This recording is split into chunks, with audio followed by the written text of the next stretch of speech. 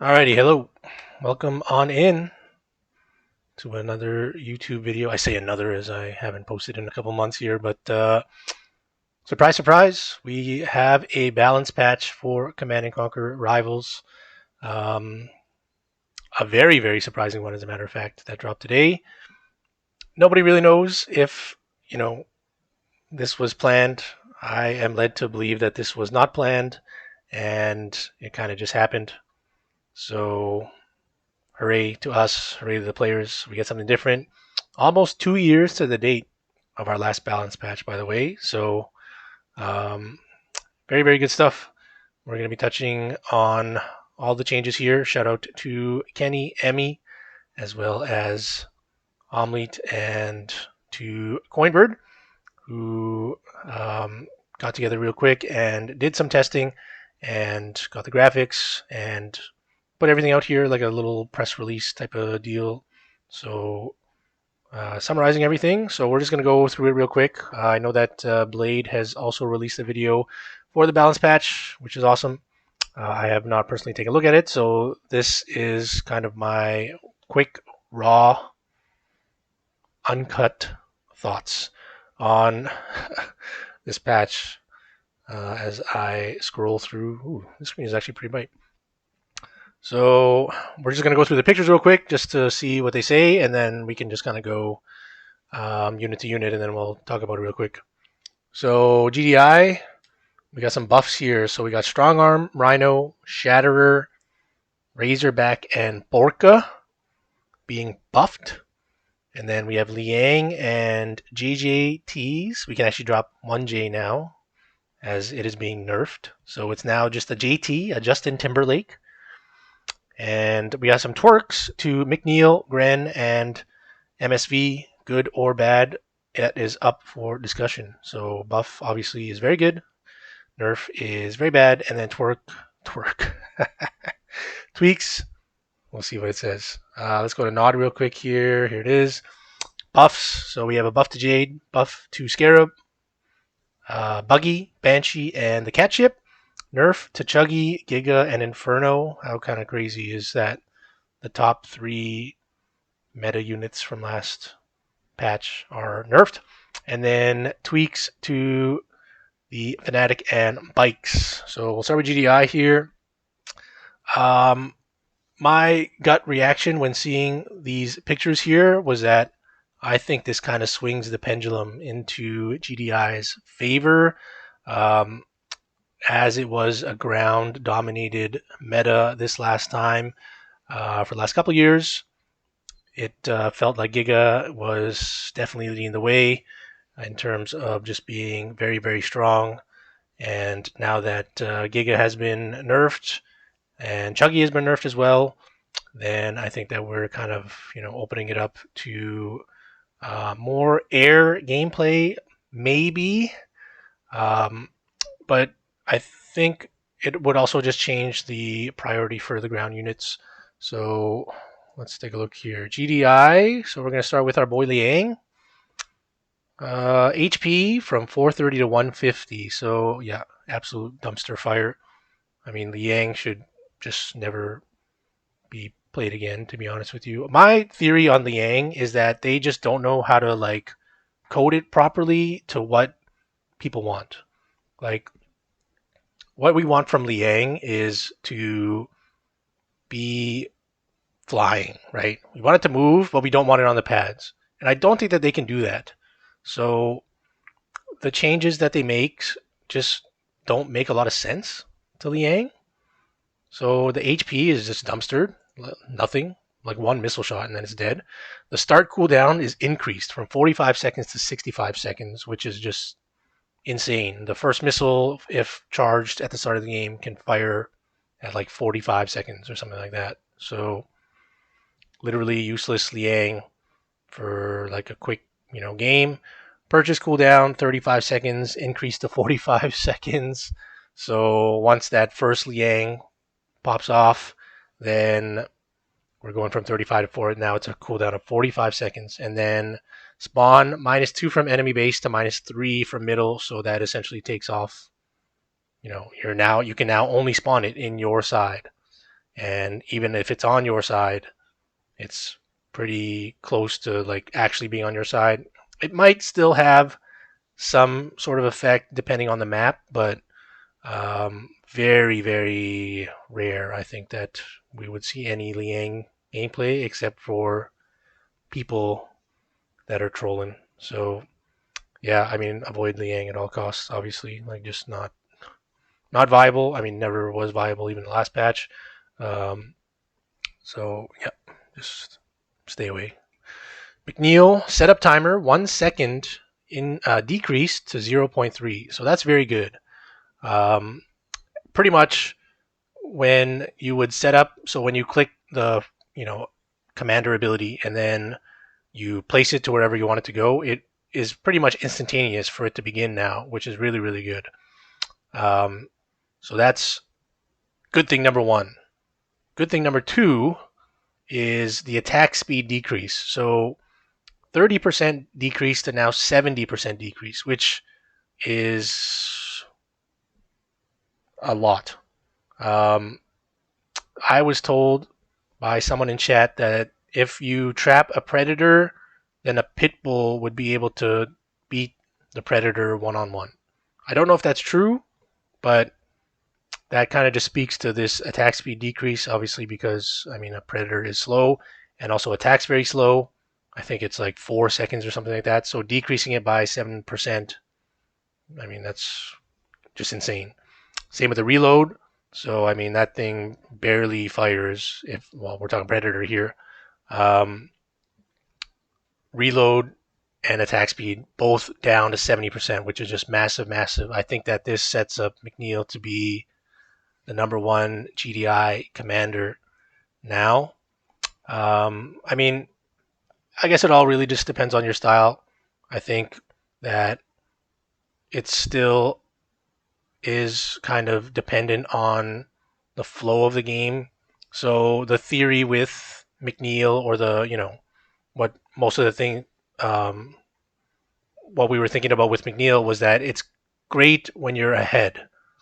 But now I think that this kind of swings the pendulum a little bit more in your favor, where if you're making it at near the missile fire, and these units that are trying to get on the pads are going to be trying to get on the pads or even attack, like that is such a massive, debuff to them that that could definitely just swing the game into your favor at such a crucial time.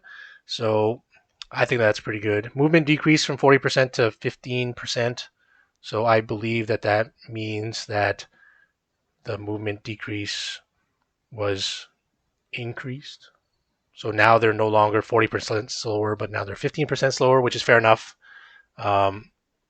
So, if you're fighting like a raider unit, you're kind of wanting to get it away from this trap as soon as you can, so that it's not being debuffed like that like crazy. What's up, Quasar? Strong arm goes from 50 to 40. Sure, I'm pretty sure strong arm was 40 before, so nothing real. I mean, 10 tib is pretty good early game. So like for the first missile, having 40, that might be good for like no harm MG, maybe just as an additional ground blocker. And just something to help you early game. So for all you sickos out there that play no harm MG, strong arm is could possibly be viable. Although I think that you would just want to go for McNeil, maybe. I don't know. I think maybe you would want strong arm instead of McNeil because you kind of want the extra firepower. I don't know that stuff. Yeah. I guess it also depends on your playstyle as well. So, yeah, jump jet troopers speed faster to fastest, but jump removed. So again, as stated previously, faster to fastest. Or sorry, jump removed. So jump, RIP. Now they are just walk jet troopers. Do they hover? They don't even hover then, technically, right? Like, how could they? They would not be hovering if they can't like fly over a unit. So it would just be the JT. Can I start a petition to call them JTs now? Justin Timberlake. What other famous JTs are there?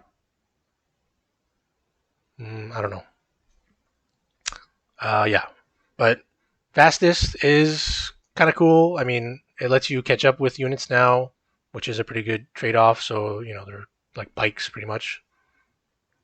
So that's pretty good. Is it going to be a good unit?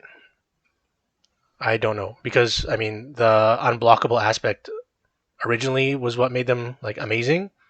Now that they can't fly over units and stuff, it makes it a little less enticing to play them. But we'll see. I think that kind of dumpsters them a lot, but we'll see. Grenadier. So Gren's get an HP buff from 550 to 620, and then a movement EMP debuff or nerf from 60% to 30%. So the EMP was pretty crucial when playing Grens, but now the EMP is not as effective. But the trade-off for that is that now they have higher HP. I feel like Grens are pretty good now, especially so they're pretty much the same. They're in line with mutants, is my understanding.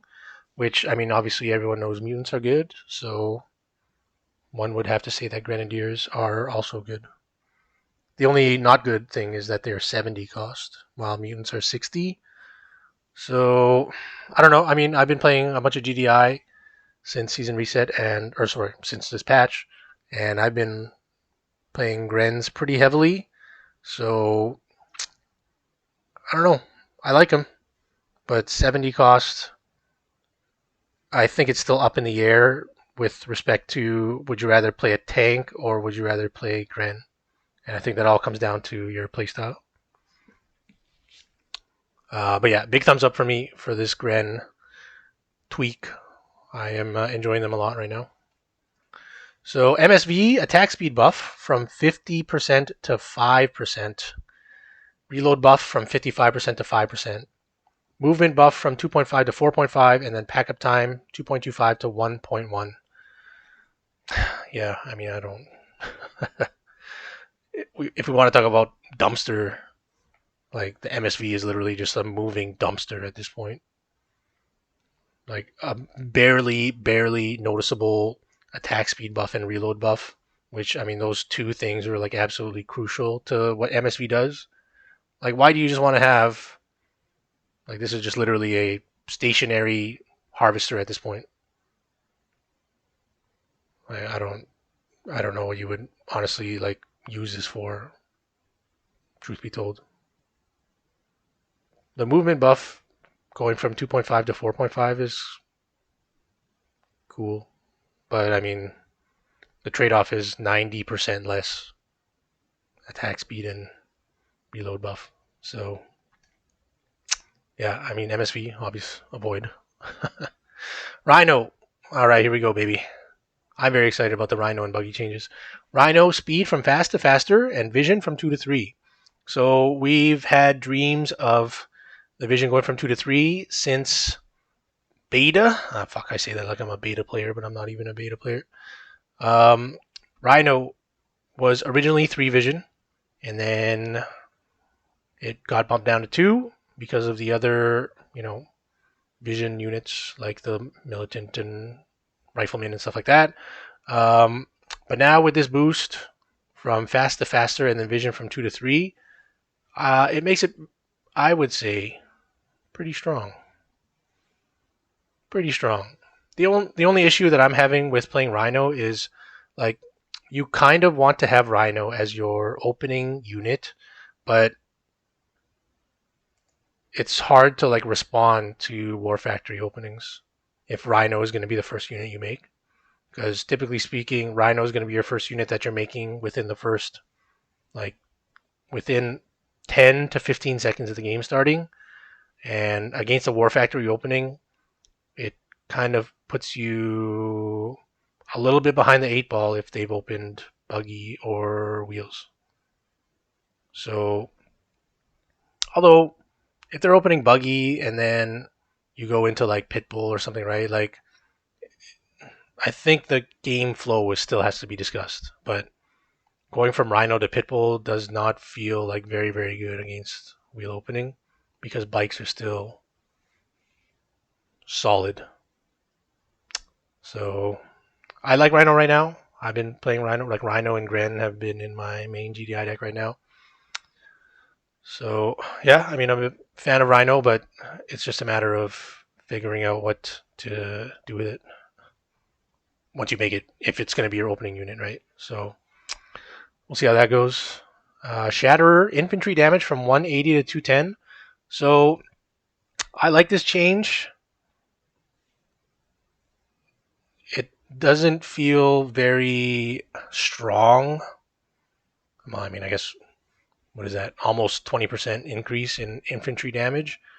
Um, it's tough to make Shatter as your tier 2 anti-infantry still, I think, because I think there's going to be a lot of mutant, and I think there's going to be a lot of Gren, and I think there's going to be a possibility for like tanks, maybe still.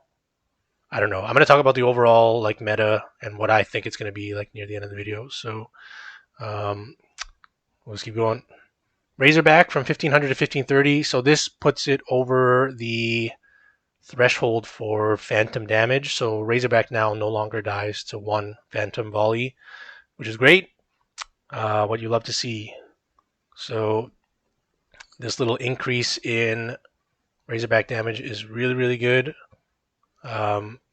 Yeah, making it last patch was really, really bad because getting one shot from Phantom was just not fun. And GDI, the thing with GDI being so bad last patch was the fact that they did not have great tier 2 anti-infantry options aside from shocks. Like aside from shocks, you literally could not play anything else that was anti-infantry for GDI unless you played tech. So getting this boost here where it'll take more than just one phantom volley is great, in my opinion. Orca Bomber, so decrease in cost from 110 to 100, and then the bomb drop speed interval is 0.85 down to 0.5. So the bomb drop speed is nuts. You really, really have to like be paying attention to controlling your Borka as it like hits, like once it's in range of something, you kind of have to like be very reactionary with it. I find I played it one of my first couple games, or a couple of my first games, sorry, I guess I should say, and if you're like not paying attention, like it just drops its load and then it takes like what 11 or 12 seconds to reload, and the main issue still remains with regards to its radius damage. So you really have to like be super attentive to the bomb dropping now. Like it's almost as if you have to like hyper focus on the Borka to want to destroy like whatever you need it to do, and then after that, move it back to recharge it or reload it or whatever, and then wait till it has its payload again before sending it back out. But yeah, it's pretty crazy. The radius is still an issue with it, and especially now it is because of the interval speed. So that's just something to look out for. So that's the overall GDI changes. Big thumbs up, obviously. Yeah, I mean, anything for GDI compared to last patch is great. And with these new options for anti-infantry, I think that it makes the GDI side playable once again compared to last patch, because literally 2 years of GDI not being playable was not a very fun game.